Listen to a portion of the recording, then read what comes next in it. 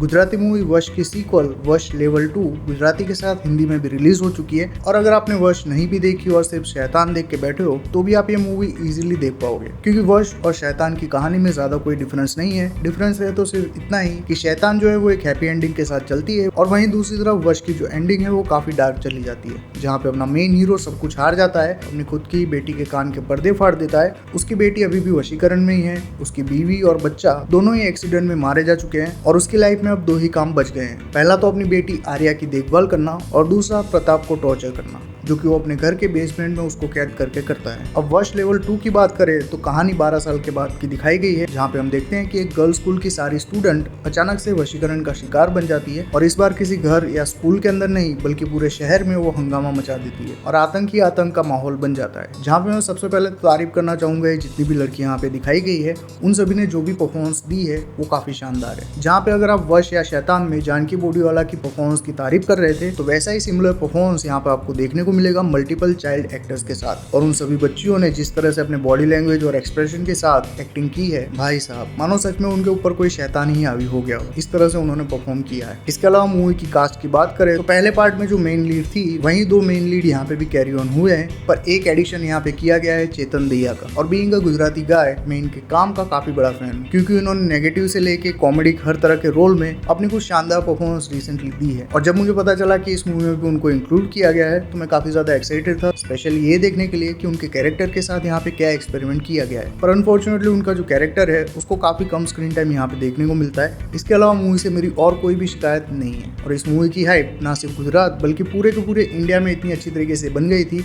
जो कि पर्सनली मेरे समझ के बाहर थी, क्योंकि वश और शैतान दोनों ही मूवी मेरे लिए उतनी अच्छी तरीके से काम नहीं करती, जिसका सबसे बड़ा रीजन ये है कि दोनों के ही ट्रेलर में फर्स्ट एक्ट और सेकंड एक्ट आपको दिखा दिया गया है और मूवी के अंदर देखने के लिए अगर आपके पास कुछ बचता है तो वो है सिर्फ और सिर्फ इन एक्टर्स की परफॉर्मेंस और मूवी की एंडिंग, जिसके चलते मेरे लिए ये दोनों ही मूवी उतनी अच्छी तरीके से काम नहीं की और इस मूवी के लिए भी मैं उतना ज़्यादा एक्साइटेड था नहीं। पर जब मैं मूवी देखने बैठा तो भाई साहब 15 मिनट में ये मूवी अपनी कहानी एस्टेब्लिश कर देती है और उसके बाद तो आप पिछवाड़ा भींच के बैठोगे, इतना टेंशन और थ्रिल यहाँ पे जनरेट कर दिया जाता है जो मूवी के एंड तक बना रहता है। और क्योंकि इसका जो ट्रेलर हमें दिखाया गया था उसके अंदर बहुत सी चीज़ों को रिवील नहीं किया गया था, तो प्लॉट वाइज भी इसके अंदर काफ़ी चीज़ें ऐसी थी जो कि मेरे लिए काफ़ी सरप्राइजिंग थी। और हाँ, मूवी के एंडिंग में कुछ सिटी मार्ट ट्विस्ट भी आपको देखने को मिल जाएंगे और साथ ही जहाँ मुझे लग रहा था कि ये वश की मिल्किंग कर रहे हैं और इसी टाइप की कुछ एंथोलॉजी हमें देखने को मिलेगी, पर यहाँ पे वशीकरण का जो कॉन्सेप्ट है उसको और डीप में आपके सामने रखा जाता है, जो कि एक काफी अच्छी बात है। और कुछ डाउट्स जो पहले पार्ट को लेके ऑडियंस के मन में चल रहे थे उनको भी यहाँ पे कुछ हद तक क्लियर किया गया है। साथ ही अथर और आर्या यानी कि बाप बेटी की जो कहानी थी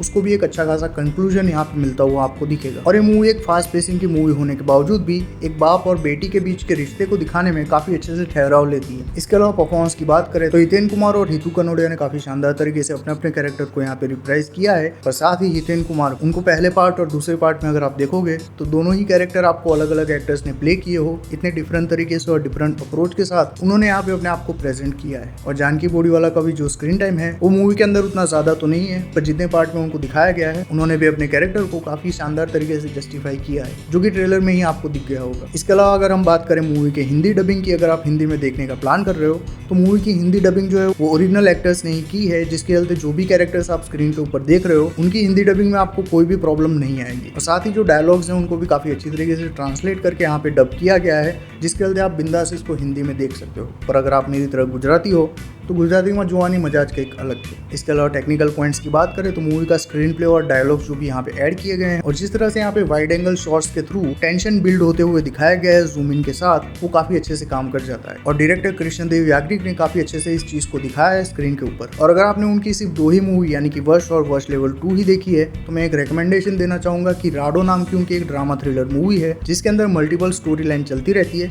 पर उस मूवी को मैं इंडियन सिनेमा के अंदर एक टेक्निकल ब्रिलियंस बोलूंगा, जहाँ पे स्क्रीन प्ले, डायरेक्शन और विजुअल टेक्निक्स जो यहाँ पे यूज की गई है अलग अलग स्टोरीज को दिखाने के लिए, वो काफी शानदार है। और मैं क्या कहना चाह रहा हूँ ये आप मूवी देखना शुरू करोगे वैसे ही समझ जाओगे। तो विद दैट बीइंग सेड ये था मेरा ओपिनियन इस मूवी को लेके। अगर आपने ये मूवी देख रखी है तो कमेंट्स में अपना ओपिनियन शेयर कर देना बिना स्पॉइलर के, और अगर नहीं देखी है तो क्या ही कर रहे हो, सबसे पहले जाके टिकट बुक कर लो बिना कोई ट्रेलर या कुछ भी देखे, और टिकट बुक करने से पहले चैनल को सब्सक्राइब करके वीडियो को लाइक कर देना। मैं मिलता हूँ इसी तरह के एक और वीडियो में, तब तक कीप बीइंग फिक्शन फैंस।